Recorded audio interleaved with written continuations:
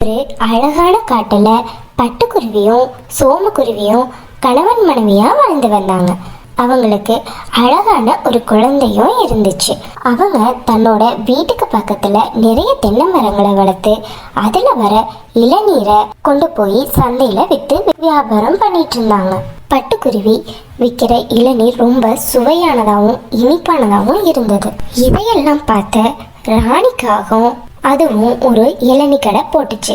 ஆனா ராணிக்காகத்தோட தோப்புல எந்த ஒரு தென்னை மரமும் இல்லாதனால ராணிக்காகவும் வெளியூர்ல இருந்து இளநீர்களை வாங்கிட்டு வந்து வியாபாரம் பண்ணுச்சு.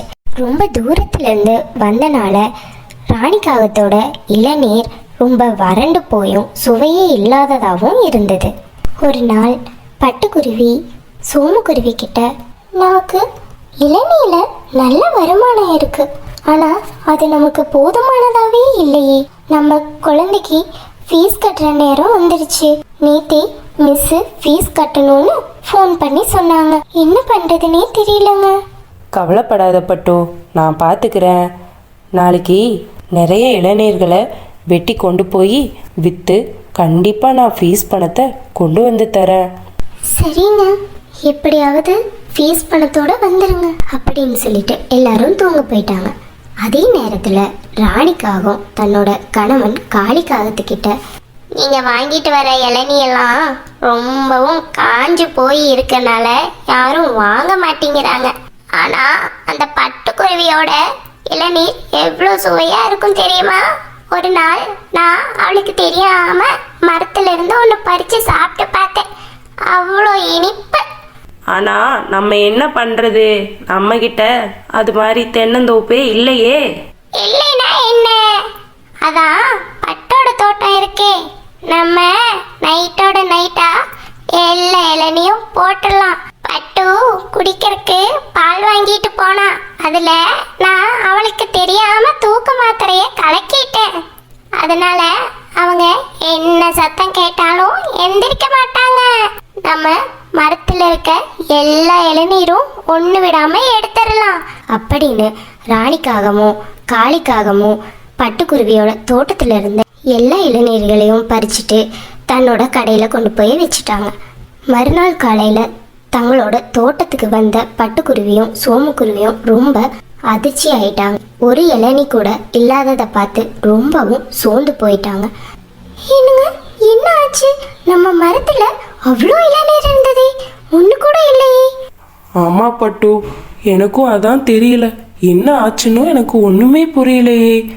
ஐயோ, நம்ம குழந்தையோட ஸ்கூல் ஃபீஸ் எப்படிங்க நம்ம கட்ட போறோம்? சரி பட்டு, கவலைப்படாத, நான் போய் போலீஸ்கிட்ட ஒரு கம்ப்ளைண்ட் கொடுத்துட்டு வந்துடுறேன். இதை எப்படியாவது கண்டுபிடிச்சே ஆகணும் அப்படின்னு சொல்லிட்டு சோமுக்குருவி மதிக்கழுகு கிட்ட கம்ப்ளைண்ட் கொடுக்க போச்சு. மதிக்கழுகு, கண்டிப்பா சோமு, நான் உனக்காக உதவுறேன். அந்த திருடனை நான் கண்டுபிடிக்கிறேன், நீ கவலைப்படாம போ அப்படின்னு சொல்லி அனுப்பிச்சு. மதிக்கழுகு அடுத்த நாள் சந்தையில் யாரெல்லாம் இளநீர் கடை போட்டிருக்காங்கன்னு பார்க்க போச்சு. அப்போது ராணிக்காகவும் காளிக்காகவும் இளநீர் கடையில் உட்காந்து ரொம்ப கம்மியான விலைக்கு இளநீர்களை விற்றுக்கிட்டு இருந்தாங்க. அதை பார்த்த மதிக்கழுகு அவங்க பக்கத்தில் போய், என்ன ராணி, இளநியெல்லாம் ரொம்ப சீப்பா இருக்கே, எப்படி? அதுவா, அது ஆடி நோம்பி வருதில்ல, அதான் ஆடி தள்ளுபடி. என்னது, ஆடி தள்ளுபடியா? உண்மையை சொல்லு, எங்கிருந்து இவ்வளோ விலை கம்மியா உங்களுக்கு இளநீ கிடைக்குது?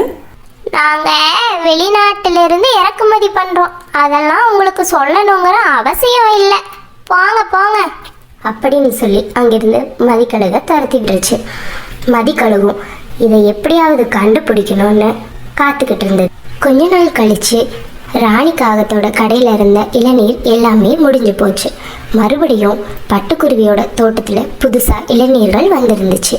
அதை எப்படியாவது இந்த முறையும் எடுக்கணும்னு ராணிக்காகவும் காளிக்காகவும் பிளான் பண்ணாங்க. ஆனா மதிக்கழுகு அந்த காட்டிலேயே ஒரு கேமரா பொருத்தி இருந்துச்சு. ஆனா அதை பத்தி ராணிக்காகத்துக்கும் காளிக்காகத்துக்கும் எதுவுமே தெரியாது. அவங்க வழக்கம் போல பட்டுக்குருவியோட தோட்டத்துல இருந்த இளநீரை பறிக்க போனாங்க. அதை கேமராவிலிருந்து பார்த்த மதிக்கழுகு நேராக அங்கே வந்தது. ராணிக்காகத்தையும் காளிக்காகத்தையும் கையும் களவமாக அங்கேயே பிடிச்சிது. கேமரா ஆதாரத்தோட அவங்க 2 பேரையும் அரெஸ்ட் பண்ணி அங்கேருந்து கூட்டிகிட்டு போச்சு. மறுநாள் காலையில் பட்டுக்குருவியும் சோமக்குருவியும் மதிக்கழுகு கிட்ட, ரொம்ப நன்றி மதி, உங்களோட உதவி இல்லைன்னா இந்த முறையும் நாங்கள் எங்கள் இளநீரெல்லாம் இழந்திருப்போம். இந்த இளநீர் இல்லைன்னா என் குழந்தையோட படிப்பே வீணாக போயிருக்கும். உங்களுக்கு ரொம்ப நன்றி அப்படின்னு சொல்லிட்டு அங்கிருந்து பட்டுவும் சோமுவும் போயிட்டாங்க. ஹாய் குட்டீஸ், எப்பவும் அடுத்தவங்களோட பொருளுக்கு ஆசைப்படக்கூடாது. எது நம்மக்கிட்ட இருக்கோ அதை வச்சு விடாமுயற்சியால் நம்ம ஜெயிக்கணும். பாய் குட்டீஸ். உங்களுக்கு இந்த ஸ்டோரி பிடிச்சிருந்ததுன்னா லைக் பண்ணுங்கள். உங்கள் பேரை சொல்லணுமா கமெண்ட் பண்ணுங்கள். பாய் குட்டீஸ்.